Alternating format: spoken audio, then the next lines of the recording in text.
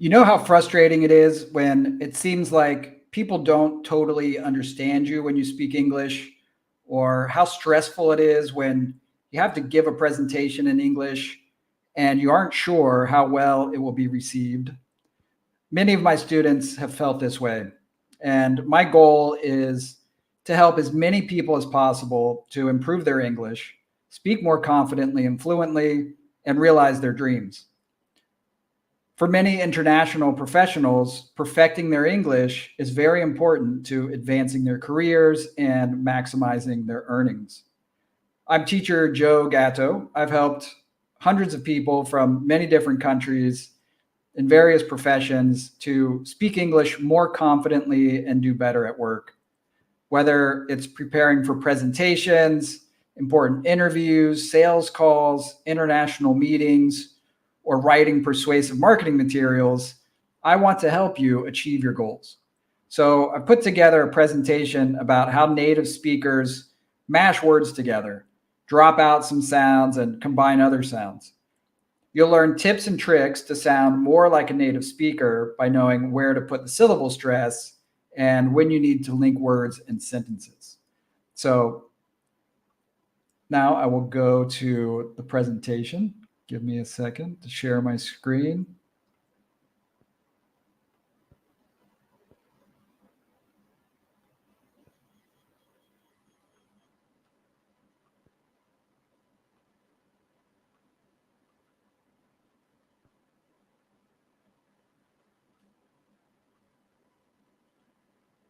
Okay, so I call this the English pronunciation mashup. So this is how native speakers really talk at work and everywhere else. So this isn't slang or lazy English or too informal to use at work. This is how everyone speaks because it's the brain's way of saving energy. And when you understand it's happening and know how to identify it, your listening will improve. And then as you start to hear it, you'll be able to practice speaking this way, and then your fluency will improve fast and everybody will understand you better. So we do this a lot with questions. So who'd you get to handle Azure? It sounds like who'd you get to handle Azure? So who'd you get? So who did you always sounds like who'd ya? And then because you ends in a vowel sound and then get starts with a consonant sound, we push that together. Who'd you get to handle Azure? And because T, we have two T sounds in a row here. So one of them drops out and then we just push those two words together. And when two is between words, it just sounds like T. So who'd you get to handle Azure?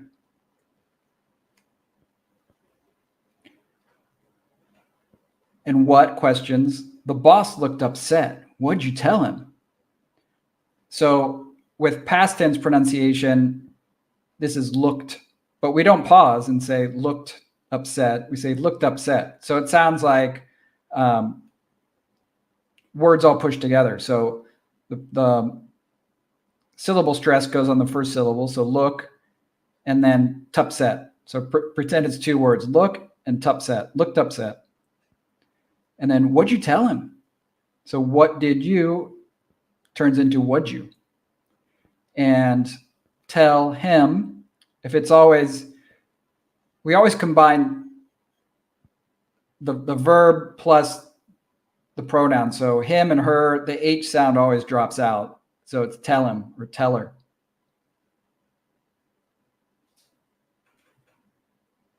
For when questions, when's it going to stop raining? So it sounds like when's it? When is it? Just sounds like when's it? So it's important to make that Z sound for the S. When's it? Going to almost always sounds like gonna. So when's it going to stop raining? So you can pronounce the G at the end of raining or not. It kind of just depends on how fast you're talking. You'll hear native speakers do it both ways. When you're learning, it's better to pronounce the G. Where questions. So where do you want to travel for your vacation? Where do you sounds like where do you? Want to is like gonna. It almost always sounds like wanna. Where do you want to travel for your vacation? And when for is in between words in a sentence, it just sounds like for. So where do you want to travel for your vacation? And if you work in the US or Canada, you'll probably hear people say vacay. It just sounds cute and friendly. So it's something to listen for, but it's better to say vacation. Why? Why'd he get fired? So why'd he get? So why did he just turns into whitey. And because he ends in a vowel sound and then get starts with a consonant sound, we push all four words together. Why'd he get fired? And then stress on fire because we stress the nouns and the verbs in sentences. So, fire is the key word here. So why'd he get fired? How? How'd you just do that in 3 minutes? We've been working on it all day. So how'd she? How did she is just how'd she? And then just do that. So whenever there's a T sound and then if one word ends in T and the next word starts with D or T or TH, usually the harder T will drop out. So just do that. And then we put stress on 3 minutes. How'd she just do that in 3 minutes? We've been working on it all day. So working on it sounds like working on it.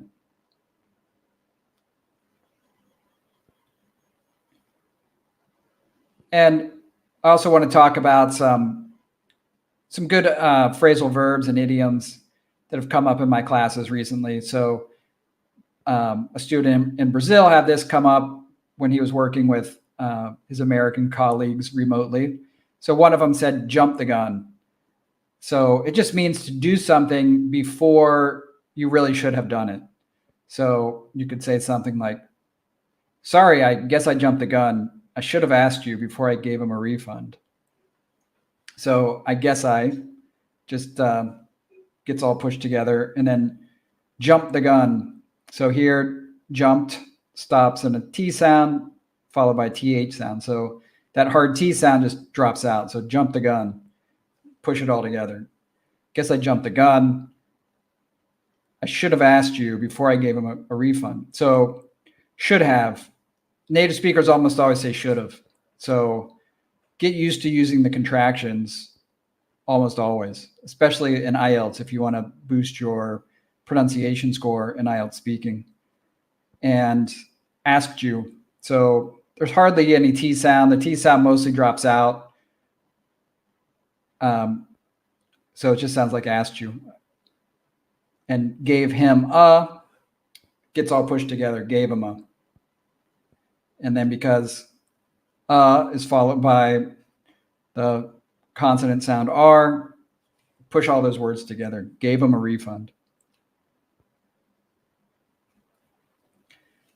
This is another good idiom. So on the back burner just means to save something for later that you could do now, but it's usually about plans and ideas. So, pretend you're in a work meeting and the boss might say, let's get started with Sai's idea now and leave Jum's idea on the back burner to pursue at the beginning of next year. So where I'm combining is with the apostrophe S, so the possessive. So make sure when you're pronouncing the possessive S, it sounds like a Z, so Sai's idea. So it's all pushed together, Sai's idea, Jum's idea. And then we put the stress on now because imagine it's a work meeting and you're talking about what to do now. So the boss puts the stress on now. To make stand out. So this came up in my class last week, and it can mean to differentiate, but it's a little more than that. It's about like making yourself or whatever you're promoting, your company, your country, to look better in the eyes of everyone else and look better than the competition. So Thailand wants to promote high-end tourism to make itself stand out in the international market. So, we often stress the subject. So Thailand wants to promote high-end tourism. So ends in D sound, T. So we just take out the D sound. High-end tourism to make itself stand out in the international market. So stand out in gets all pushed together. Stand out in. And the simple past endings can be confusing for people. We never pause between, the ending of the past tense word and the next preposition or pronoun. So you want to get used to pushing that all together. So you would never say smacked it. There's no pause. It's just smacked it. So this is about a Venezuelan baseball player. So Gleyber Torres smacked it out of the park in the 8th inning and tied it up, but the Yankees still lost. So smacked it, just smacked it, all one word. And then out of the always sounds like out of the. So Americans especially, we always turn the hard T sound in between vowel sounds into a softer D sound. So out of the park in the 8th inning and tied it up. So and almost always sounds like So when we're stringing words together in a sentence, and it's just an sound. So if you can do that, you'll sound a lot more native and natural. So smacked it out of the park in the 8th inning and tied it up, but the Yankees still lost.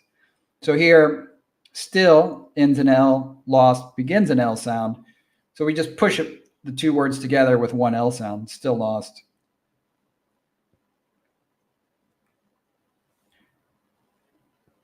And that guy messed up bad. He's out of the company. So messed up is a great phrasal verb that I don't hear students using, but it's how native speakers always talk. Like we hardly ever say, commit an error or, we can say make a mistake, but here, you really want to stress that he made a big mistake. So that guy messed up bad. He's out of the company. So that hard T sound followed by another consonant sound, the harder T sound drops out. So that guy messed up bad. He's out of the company. So remember out of the, just out of the company. And remember to always say he is, he's or she's, pronounce that Z sound. So he's out of the company. Don't pause and say he is out of the, he's out of the company.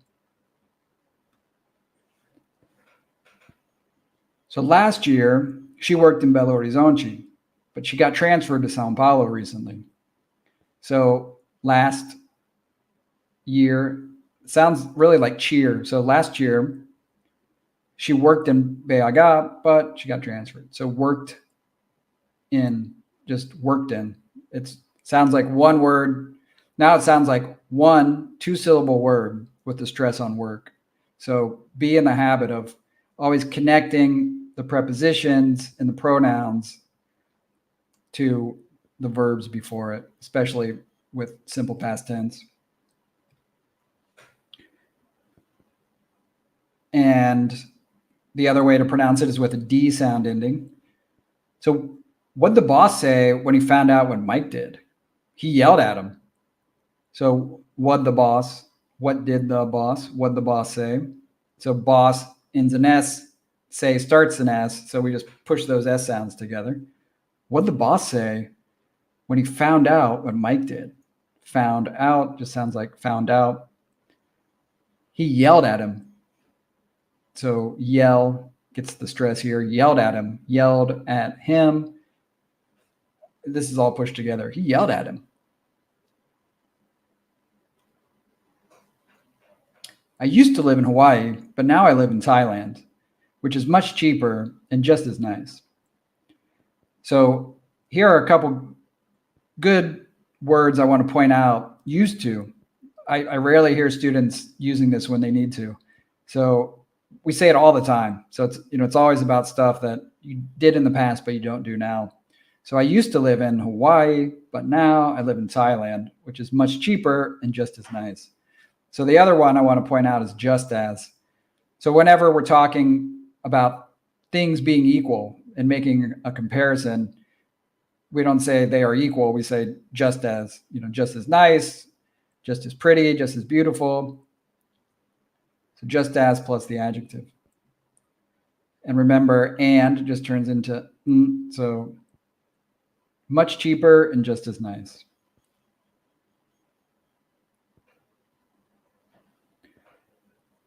You just missed her. Today was her last day. She just cleaned out her office and left. So here, this whole sentence gets pushed together. You just missed her. So missed her sounds like Mr. Today was her. Last day, remember TD, last day gets pushed together. Today was her last day. She just cleaned out her desk or cleaned out her office and left. So here, cleaned out, plus her cleaned out her office and left. So whenever there's consonant, vowel, we push them all together. There's no pause until there's a period or a comma or two hard consonant sounds that can't match and get smashed together. These are our other common ways that we change sounds. So he has to work this weekend, doesn't he? It sounds like he has to. So has to sounds like has to. He has to work this weekend, doesn't he? So make sure you're pronouncing the Z sounds. So has to, doesn't. And here the V sound turns into a softer F sound. You have to go now, don't you? So you have to go now, don't you?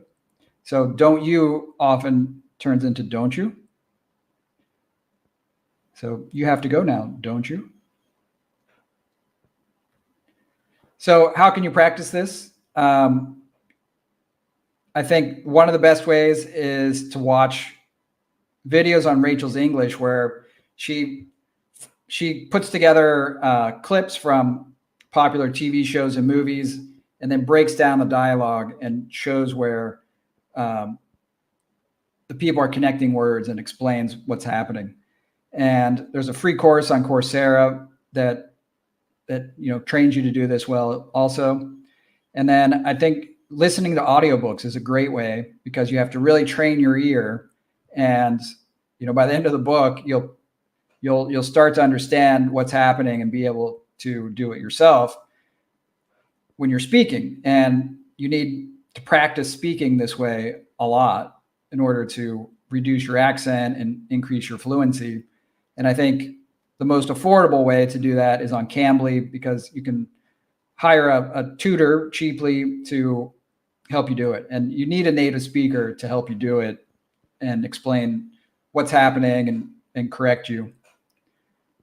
So thanks for listening. And in the comments, I will link to all these resources that I mentioned.